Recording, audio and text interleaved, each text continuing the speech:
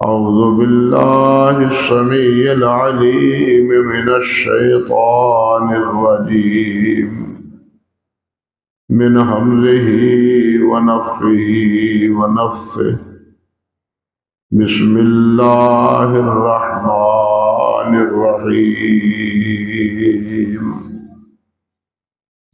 يا أيها الذين آمنوا كتب عليكم الصيام كما كتب على الذين من قبلكم لعلكم تتقون أياما معدودات فمن كان منكم مريضا أو على سفر فعدة من أيام أخر وعلى الذين يطيقونه فدية طعام مسكين فمن تطوع خيرا فهو خير له وأن تصوموا خير لكم إن كنتم تعلمون سبحان ربك رب العزة عما يصفون وسلام على المرسلين والحمد لله رب العالمين. محترم معزز سامعین کرام، عزت مآب میری بہنوں اور بیٹیوں، دین اسلام کی بنیاد پانچ ارکان پر قائم ہے، جس طرح کہ صحیح بخاری میں حضرت عبداللہ بن عمر رضی اللہ تعالی عنہ سے روایت کہ بنی الاسلام علی خمس، کہ اسلام کی بنیاد 5 چیزوں پر: شہادت اللہ الہ الا اللہ وان محمد رسول اللہ. سب سے پہلی بنیاد یہ ہے کہ اس بات کا اقرار کیا جائے، گواہی دی جائے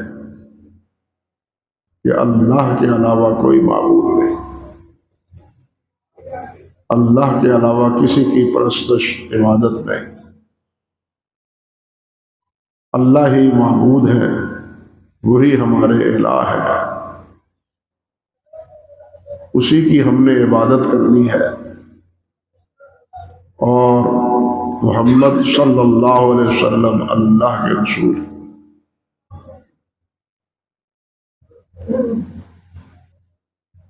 عموماً تو لوگ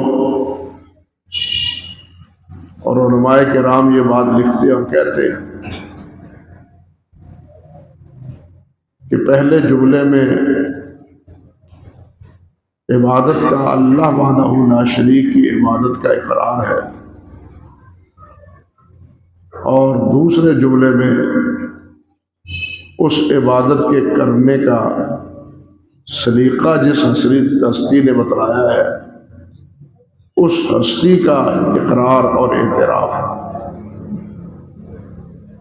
اشہد ان لا الہ الا اللہ واشہد ان محمد رسول اللہ. مگر اس میں ایک بات اور بھی ہے، وہ یہ کہ یہ دوسرا جملہ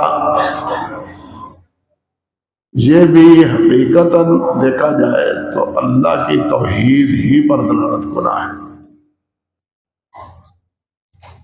جب ہم اس بات کا اقرار کرتے ہیں کہ اللہ کے علاوہ کوئی معبود نہیں، کوئی ہستی بھی، نہ کوئی فرشتہ، نہ کوئی نبی، نہ کوئی ولی، نہ کوئی زندہ، نہ کوئی مردہ، کوئی بھی اللہ کی عبادت کے لائق نہیں ہے، اللہ سبحانہ و تعالیٰ کے علاوہ عبادت کے لائق نہیں. تو پھر ایک سوال پیدا ہوتا ہے کہ کائنات میں سب سے اشرف، سب سے اعلیٰ، سب سے بلند تر جن کا مرتبہ ہے وہ حضرت محمد رسول اللہ صلی اللہ علیہ وسلم۔ اللہ رب العزت کے بعد جس ہستی کا مقام اور مرتبہ ہے وہ ان کا نام محمد ہے صلی اللہ علیہ وسلم۔ کوئی بھی نہیں جو حضرت محمد رسول اللہ صلی اللہ علیہ وسلم کے مقام اور مرتبے کو پا سکے۔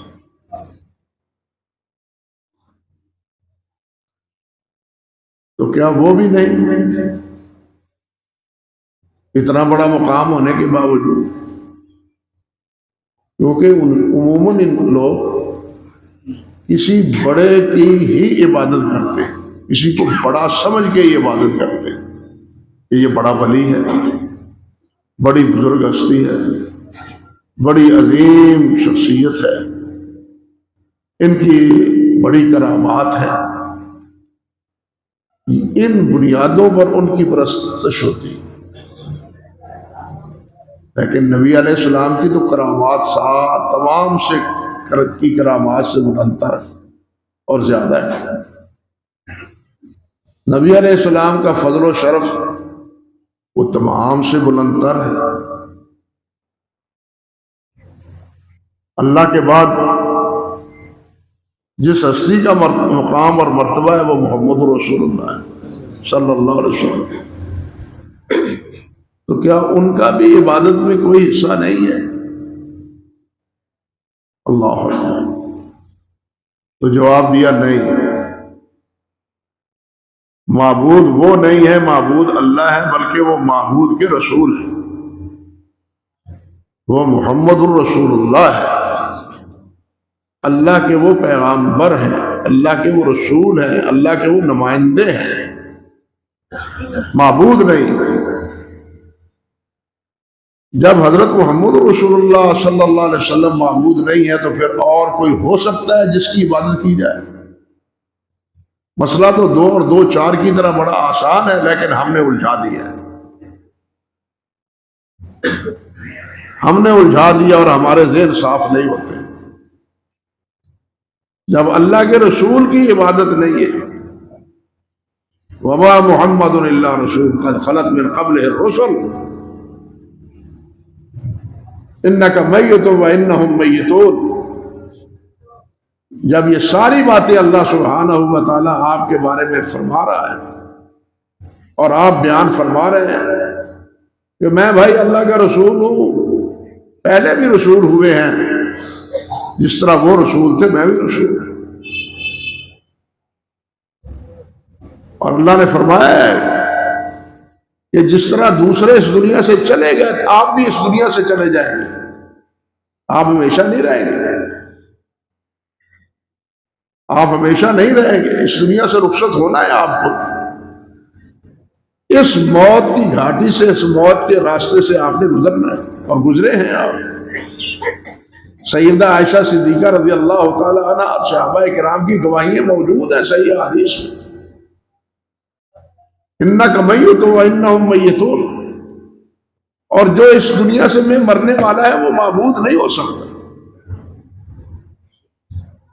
جو مرنے والا ہے وہ معبود نہیں ہو سکتا، اور ہر چیز مرنے والی ہے، ہر چیز فنا ہونے والی ہے، کل من علیہا فان ویبقى وجہ ربک ذو الجلال والاکرام، ہر چیز کو فنا ہے، حتیٰ کہ فرشتے بھی ختم ہو جائیں، جبرائیل بھی ختم ہو جائیں، جو جاندار ہیں سا لینے والے ہیں،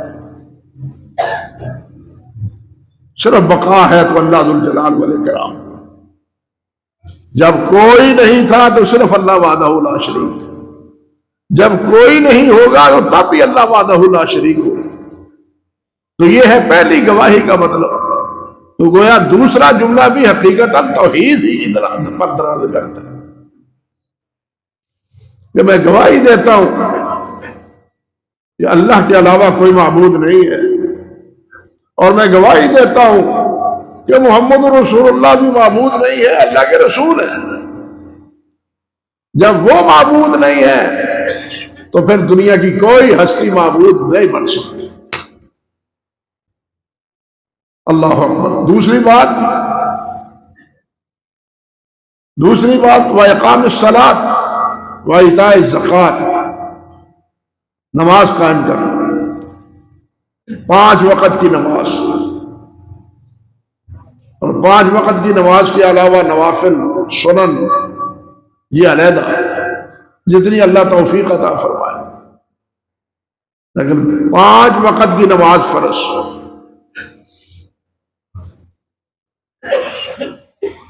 اللہ اکبر۔ یہ ایمان کی بنیادیں ہیں۔ دل دکھتا ہے جب یہ کہیں کہ ہماری تو بنیادیں ہی متزلزل ہیں۔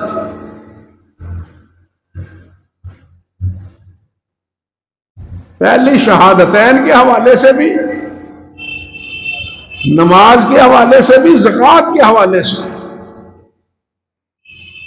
نہ کوئی پوری زکوٰۃ دیتا ہے، نہ سب نماز پڑھتے ہیں۔ دیکھ لیں بازار کھلے، گھنٹے گھر میں جناب رونق لگی ہوئی ہے، خلاف ورزی ٹریفک والے کر لیں، سکوٹر والے کر لیں، ان کا چالان ہو جاتا ہے۔ اللہ اور اللہ کے رسول کے حکم کی مخالفت کر لیں، اس کا کوئی چالان نہیں۔ لیکن یاد رکھو یہ چالان قیامت کے دن بھگتنے پڑیں گے تمہیں۔ یہاں کوئی پوچھنے والا نہیں، لیکن اللہ پوچھنے والا ہے، اللہ پوچھے گا۔ علماء نے لکھا ہے کہ یہ جو اللہ سبحانہ و تعالیٰ نے فرمایا یا ایھا الذین آمنوا اذا نودی للصلاۃ من یوم الجمعہ فاسعوا الی ذکر اللہ وذروا البیع، کہ جمعے کی اذان کے بعد حلال مال سے کی ہوئی خرید و فروخت، وہ اس کا نفع بھی حرام ہے۔ حرام تو مال حرام ہے، حرام تو ہر حال میں حرام ہے، لیکن یہاں مسئلہ یہ ہے کہ حلال کمائی سے کی ہوئی بیع و شراء جمعے کی اذان کے بعد وہ بھی حرام ہے۔ لیکن ہمیں تو دنیا پسند ہے نا، یحبون العاجلہ ویذرون الآخرہ، ہمیں اس کی چکا چوند خوبصورتی وہ ہمیں خیرہ کرتی ہے، وہ ہمیں مجبور کرتی ہے کہ جن کاموں میں، جن چیزوں کے وقت، جن اوقات کے وقت یہ کام کرنے کی حرمت ہے، جائز کام کرنے کی بھی حرمت ہے، ہم وہاں بھی ان کو جائز قرار دیے جا رہے ہیں اور ان کا ارتکاب کیے جا رہے ہیں۔ نہ نماز کی پرواہ ہے۔ آپ مجھے بتلائیں، جس بلڈنگ کی بنیاد ہی کمزور ہو، جس بلڈنگ کی بنیاد ہی کمزور ہو، کبھی وہ بلڈنگ اپنے بام عروج تک پہنچ سکتی ہے اور وہ 1-2 سال تک اپنا بقا باقی رکھ سکتی ہے؟ نہیں رکھ سکتی۔ وہ تو تعمیر کے دوران ہی خطرہ ہوتا ہے کہ کہیں گر نہ جائے، جس کی بنیاد ہی کمزور ہے۔ اور بھائیو کیا رونا روئیں، ہمارے تو ایمان کی یہ بنیادیں ہی متسلسل ہیں، بنیادیں ہی ہماری متسلسل ہیں، باقی باتیں کیا کریں ہم؟ ہمارے کہنے پر، ہماری دعوت پر نہ کوئی نماز پڑھتا ہے، نہ پوری زکوٰۃ دیتا ہے، نہ روزے رکھتا ہے، اور نہ ہی فریضہ حج اور عمرے اس کی ادائیگی کرتا ہے۔ اور آج کل تو ایک اچھا بہانہ مل گیا ہے، عمرہ کرے، اگرچہ سال میں 2-3 مرتبہ ہی کیوں نہ ہو، حج نہ کرے۔ یاد رکھیں، اگر حج نہیں کرتے آپ، وہ فریضہ آپ کے سر ہے، تو پھر یہ حج اس کا، عمرہ یہ اس کا بدل نہیں ہے، یہ عمرے اس حج کے فریضے کا بدل نہیں ہے۔ اس لیے حج فرض ہے تو اس کی ادائیگی فرض ہے۔ نماز جب فرض ہے تو اس کی ادائیگی فرض ہے، زکوٰۃ جب فرض ہے تو اس کی ادائیگی فرض ہے۔ جب تک یہ مضبوط بنیاد نہیں ہوگی اس وقت تک ہمارا اسلام اور ایمان درست نہیں ہوگا۔ حضرات صحابہ کرام کی سیرت، احوال اور واقعات آپ سنتے اور پڑھتے رہتے ہیں۔ کیا کوئی تصور ہے کہ ان کی کوئی نماز جاتی تھی؟ کیا کوئی تصور ہے کہ وہ زکوٰۃ نہیں دیتے تھے؟ زکوٰۃ کو کیا، وہ تو گھر کا سارا اثاثہ لا کے جمع کروا دیتے تھے۔ زکوٰۃ کہاں رہی؟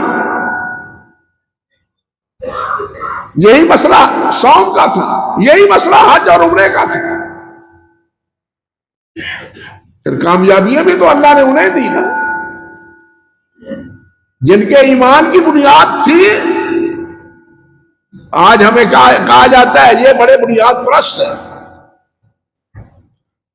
ہمیں یہ بنیاد پرست ہونے کا تانا ہمارے لیے فخر ہے۔ اللہ کا شکر ہے کہ ہماری بنیادیں ہیں، اور ہماری یہ بنیادیں حضرت محمد رسول اللہ سے جڑتی ہے صلی اللہ علیہ وسلم۔ ہماری بنیادیں ان سے جڑتی ہیں۔ جو اپنے آپ کو بے بنیاد سمجھتے ہیں، وہ بے بنیاد کا لفظ ہی ان کی بے بنیادی پر دلالت کرتا ہے۔ لیکن عقل کے مارے وہ سمجھتے ہیں جناب ہم نے تیر مار دیا ان کو بنیاد پرست کہہ کے۔ ہم بنیاد پرست ہیں، علی وجہ البصیرہ کہتے ہیں کہ بنیاد پرست ہے، بشرط ہے کہ ہم بنیاد پرست ہوں۔ اللہ کے نبی نے فرمایا بنی الاسلام علی خمس، تمہارے ایمان کی بنیاد ہی 5 چیزوں پر۔ اس لیے بھائیوں اس بنیاد کو مضبوط کرو، اس بنیاد کو مضبوط کرو۔ ایک اللہ وحدہ لا شریک کی عبادت کرو، اور اس طریقے پہ عبادت کرو جو طریقہ حضرت محمد رسول اللہ صلی اللہ علیہ وسلم بتلا گئے ہیں۔ اللہ کی رضا جوئی کے لیے، اللہ کی خوشنودی کے لیے، اللہ سے جنت پانے کے لیے ایک ہی راستہ ہے اور ایک ہی ذریعہ ہے، اور وہ حضرت محمد رسول اللہ ہے صلی اللہ علیہ وسلم، کوئی دوسرا نہیں، کوئی دوسرا نہیں۔ حضرت امام شیخ جنید بغدادی رحمۃ اللہ علیہ وہ فرمایا کرتے تھے الطرق کلھا مسدودہ، سارے راستے بند ہیں الا من اکتفى علی اصل رسول اللہ صلی اللہ علیہ وسلم۔ ایک ہی راستہ ہے جو اللہ کے رسول صلی اللہ علیہ وسلم کی پیروی کرتا ہے۔ اور جب موسیٰ علیہ السلام کی پیروی آج صراط مستقیم نہیں ہے، عیسیٰ علیہ السلام کی پیروی صراط مستقیم نہیں ہے، ابراہیم اور نوح کی پیروی علیہ السلام کی صراط مستقیم نہیں ہے، تو پھر کسی اور کی پیروی جو ہے وہ صراط مستقیم کیسے ہو سکتی؟ صراط مستقیم ہے تو صرف کس کی؟ خود نبی علیہ السلام نے لکیر کھینچ کے بتلائی، قل ان ھذا صراطی مستقیما فاتبعوہ، یہ ہے میری راہ، اس کی تابعداری کرو۔ مثال دے کے بتلایا، نقشہ بنا کے کھینچ کے بتلایا، اس میرے راستے کی پیروی کرو، کوئی اور راستہ اختیار نہ کرو، کسی اور راستے میں نہ الجھو۔ ایک ہی راستہ ہے، ایک ہی طریقہ ہے۔ اللہ اکبر کبیرہ۔ حضرت امام مالک رحمۃ اللہ علیہ بہت سے اقوال ہے سلف کے، وہ فرمایا کرتے تھے السنت کا سفینۃ نوح، نبی علیہ السلام کی سنت یوں سمجھو جس طرح نوح علیہ السلام کا سفینہ ہے، کشتی، وہی بچا جو کشتی میں سوار ہوا، وہی بچے گا جو محمد رسول اللہ کی سنت کو پکڑے گا، دوسرا نہیں بچے گا۔ آپ معمولی پڑھے لکھے ساتھی وہ جانتے ہیں یہ اہل بدعت جتنے ہیں ان کو کیوں اہل سنت تمام اہل بدعت کہتے ہیں؟ یہ خارجی ہوئے، یہ رافضی ہوئے، یہ جہمیہ ہوئے، یہ مرزیہ ہوئے، یہ قدریہ ہوئے، یہ جبریہ ہوئے، یہ معتزلہ ہوئے، یہ جتنے ہیں ان کو اہل بدعت کیوں کہتے ہیں؟ سب اہل سلف کہتے ہیں، سب سلف کہتے ہیں یہ بدعتی ہے۔ کیوں؟ کہ انہوں نے وہ راستہ اختیار کیا جو محمد رسول اللہ نے نہیں کیا تھا صلی اللہ علیہ وسلم۔ سوچ لے ذرا، اس لیے ایک ہی راستہ ہے، کوئی اور راستہ نہیں ہے، اور وہ پیارے پیغمبر صلی اللہ علیہ وسلم کی تابعداری اور فرم برداری ہے۔ میں بتلا چکا ہوں کئی دفعہ کہ سنت کی پیروی میں، نبی علیہ السلام کی پیروی میں کوئی اس کے مقابلے میں اچھے سے اچھا عمل وہ اللہ کے ہاں مقبول نہیں ہے، درجہ نہیں رکھتا۔ آپ قرآن مجید کے فضائل سنتے رہتے ہیں اور آئندہ سنیں گے بھی انشاءاللہ، لیکن جب آذان ہو تو پھر قرآن نہیں پڑھنا، پھر آذان کا جواب دینا ہے۔ اذا سمعتم المؤذن فقولوا كما يقول المؤذن۔ اب یہاں اللہ کے رسول کا حکم یہ ہے، اب قرآن نہیں پڑھنا، اذان کا جواب دینا ہے۔ قرآن سب سے بڑا ذکر ہے، لیکن یہ ذکر پڑھنے کا بھی اللہ کے رسول کے پڑھنے سے، اور رسول اللہ صلی اللہ علیہ وسلم نے فرمایا کہ اس محل اور اس موقع پر تم کیا کرو، تم آذان کا جواب دو۔ حضرت شیخ جنید بغداد، حضرت شیخ مجدد الفسانی رحمۃ اللہ علیہ مکتوبات میں فرماتے ہیں کہ ایک آدمی دوپہر کے وقت جو قیلولہ سنت سمجھ کے کرتا ہے، آدھا گھنٹہ، ایک گھنٹہ، پونا گھنٹہ وہ آرام کرتا ہے، ذرا لیٹ جاتا ہے، سو جاتا ہے، کہ یہ قیلولہ، یہ لیٹنا دوپہر کے وقت نبی علیہ السلام کا طریقہ تھا، آپ کی سنت تھی، آپ کا طریقہ تھا، آپ کا عمل تھا، یہ سمجھ کے لیٹتا ہے۔ اور دوسرا آدمی اتنے وقت میں نوافل پڑھتا ہے۔ مجدد صاحب فرماتے ہیں یہ لیٹنے والا یہ زیادہ اجر و ثواب کا باعث ہے نوافل پڑھنے والوں سے۔ کیا ہوئی بات؟ ہمارے ذہن و فکر کے فاصلے اور ہیں، اللہ والوں کے جو صراط مستقیم پر کام کر رہے ہیں ان کے فیصلے کچھ اور ہیں۔ ہمارے نزدیک یہ بھی کر لو ٹھیک ہے، یہ بھی کر لو ٹھیک ہے، ایسا بھی کر لو ٹھیک ہے۔ بھائی ہر چیز کا ٹھیک نہیں ہے، ٹھیک وہی ہے جو محمد رسول اللہ سے سند یافتہ ہے، جو آپ سے منقول ہے۔ آپ نے فرمایا ہے، صحابہ کرام نے جس کو اپنا معمول بنایا ہے وہ ہے طریقہ، تو ہماری تو بنیاد ہی نہیں ہے۔ کیا روزہ روزہ کتنے رکھتے ہیں، نمازیں کتنے افراد پڑھتے ہیں، اور پھر روزہ رکھنے والے بھی یا نماز پڑھنے والے بھی وہ نماز کا حق کتنا ادا کرتے ہیں، روزے کا حق کتنا ادا کرتے ہیں۔ روزہ صرف یہ نہیں ہے کہ صبح سحری سے لے کے شام تک کچھ نہ کھاؤ پیو، روزہ صرف اس کا نام نہیں ہے۔ روزہ اس کا نام بھی ہے کہ روزہ رکھنے کے بعد اب تم سے کوئی ایسی بات اور ایسا عمل سرزد نہ ہو جو اللہ اور اللہ کے رسول کے حکم کے منافی ہو۔ ہم روزہ بھی رکھیں، حرام کاروبار بھی کریں، ہم روزہ بھی رکھیں، ناجائز کاروبار بھی کریں، ہم اشیاء میں ملاوٹ شدہ چیزیں وہ بھی فروخت کریں، جو صحیح غیر صحیح مال ہے قسمیں اٹھا اٹھا کے اس کو بھی فروخت کریں۔ یہ سب کچھ ہوتا ہے بازار میں یا نہیں ہوتا؟ اس کا نام روزہ نہیں ہے.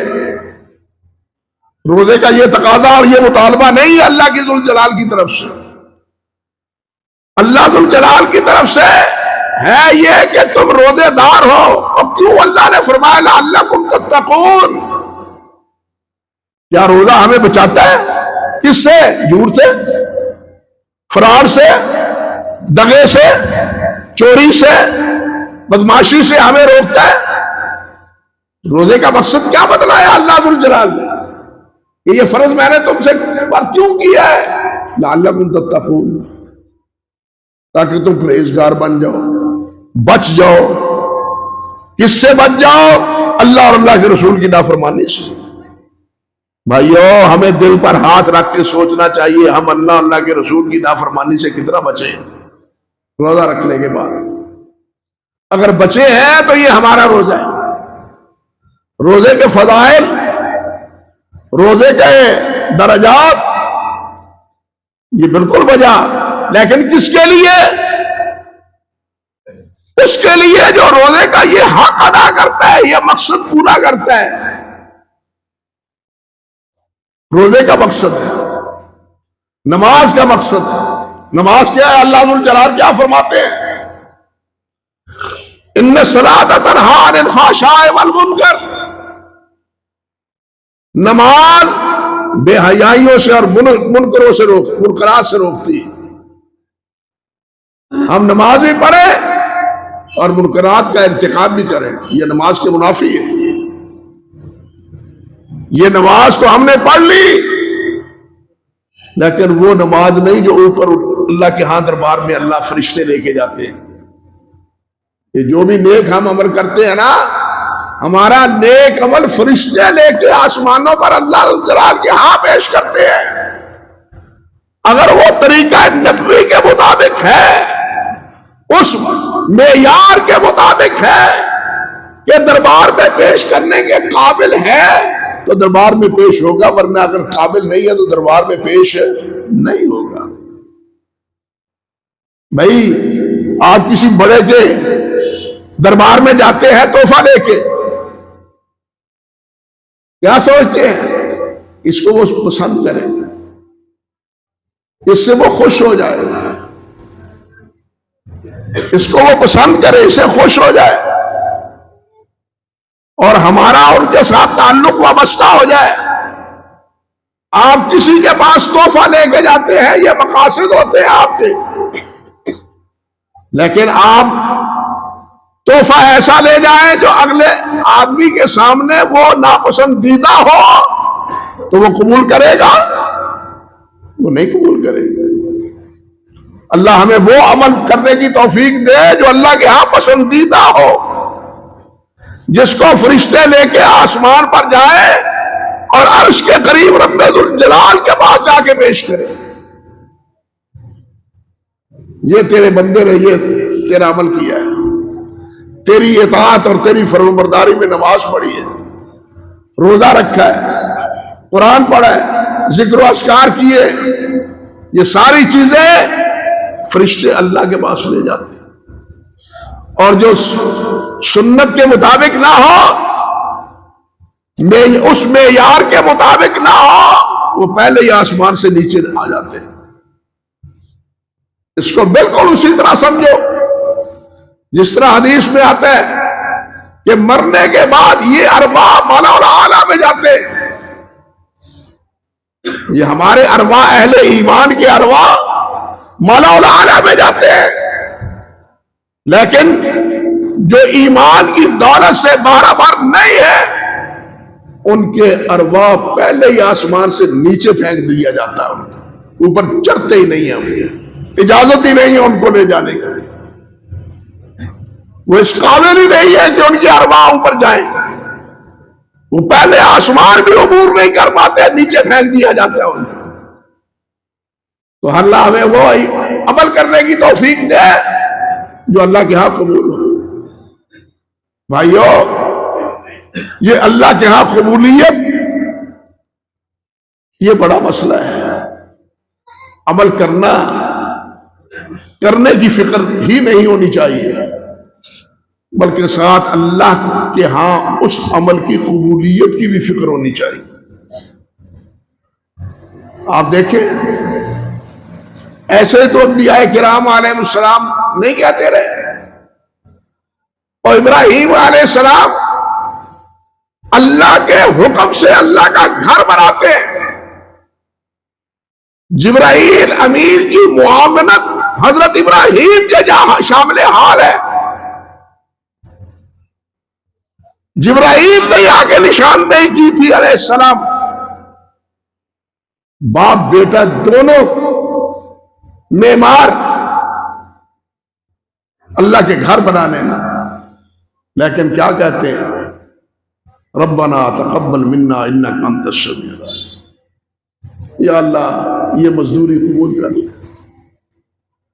یہ ابراہیم خلیل اللہ ہے، اسماعیل ذبیح اللہ ہے، سب کچھ جو ہو رہا ہے اللہ کے عین حکم کے مطابق ہے، اللہ کی منشا کے مطابق ہے۔ جبرائیل کی معاونت حاصل ہے، جنت سے جبرائیل حجر اسود لے کے آئے ہیں جو اس وقت حجر ابجد تھا، ساری معاونت حاصل ہے، لیکن پھر بھی اللہ سے عرض کرتے ہیں ربنا تقبل منا انک انت السمیع العلیم۔ یا اللہ یہ مزدوری قبول کر لے۔ اس لیے عمل ہی نہیں، فکر یہ ہونی چاہیے کہ عمل کو اللہ قبول فرما لے۔ ہمارے یہ روزے اللہ قبول فرما لے، ہماری نمازیں قبول فرما لے، ہمارے یہ ذکر و اذکار قرآن مجید کی تلاوت اللہ اپنی مہربانی سے قبول فرما لے۔ اس کی دعا بھی ہونی چاہیے، عمل کی توفیق ہی نہیں بلکہ اس کی دعا بھی کہ یا اللہ جو کیا ہے اس کو قبول فرما لے۔ اللہ اکبر کبیرہ۔ ہم عمل کی فکر کرتے ہیں، قبولیت کی فکر اس سے بھی زیادہ ہونی چاہیے، عمل سے بھی زیادہ فکر قبولیت کی ہونی چاہیے۔ کہیں ایسا نہ ہو، کہیں ایسا نہ ہو جس طرح اللہ نے فرمایا ہے لا عاملۃ ناصبہ تصلی نارا حامیہ تسقی من عین آنیہ۔ کتنے ہیں جو عمل کر کر کے تھک گئے،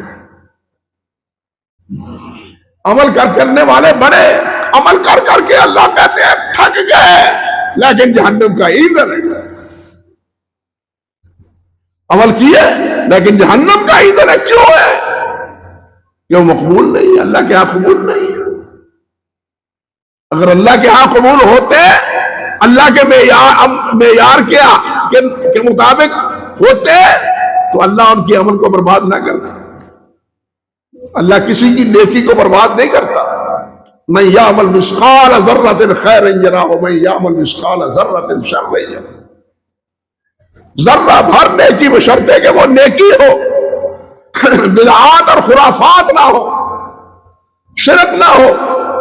اگر یہ اعمال ہوں گے تو نیکی کو بھی کھا جائیں گے، جیسے لکڑی کو گھن کھا جاتا ہے، یہ شرک اور بدعات اعمال کو کھا جاتے ہیں، اسی طرح مضبوط ترین لکڑی ختم ہو جاتی ہے، یہ چھوٹا سا کیڑا اس کو برباد کر دیتا ہے یا نہیں؟ سارا گھر جو ہے وہ ویران ہو جاتا ہے۔ اسی طرح یہ شرک اور بدعات سمجھیے ایسے کیڑے ہیں کہ جو عمل کو کھا جاتے ہیں اور عمل کو برباد کر جاتے ہیں۔ اللہ ان اعمال سے بچائے اور ایسا عامل نہ بنائے جس کے بارے میں اللہ نے یہ وعید فرمائی عاملۃ ناصبہ تصلی نارا حامیہ۔ اللہ عمل کی توفیق دے تو اللہ وہ عمل قبول بھی فرمائے، اخلاص پیدا کرے، اللہ کے لیے وہ عمل کرے۔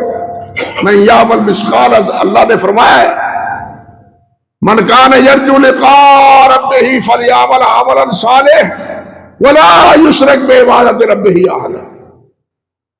جو اللہ کی ملاقات چاہتا ہے اس کو چاہیے کہ نیک عمل کرے۔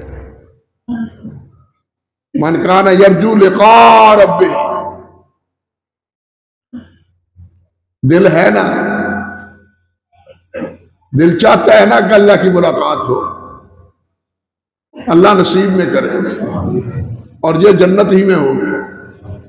اور یقیناً ہوگی۔ نبی علیہ السلام نے فرمایا کہ اس طرح تم اللہ ذوالجلال کے دیکھنے میں جس طرح کوئی تمہیں 14ویں رات کے چاند کے دیکھنے میں شک نہیں ہے، اسی طرح تم اللہ رب العزت کو دیکھ کے یقین کرو گے کہ ہم نے اپنے معبود کو پا لیا۔ فرمایا من کان یرجو لقاء ربہ، اس ملاقات کی کا امیدوار ہے، امید رکھتا ہے، فلیعمل عملا، سب باتوں سے نہیں بات بنے گی۔ اللہ کی جنت بڑی مہنگی ہے، الا ان جنت اللہ خالیہ،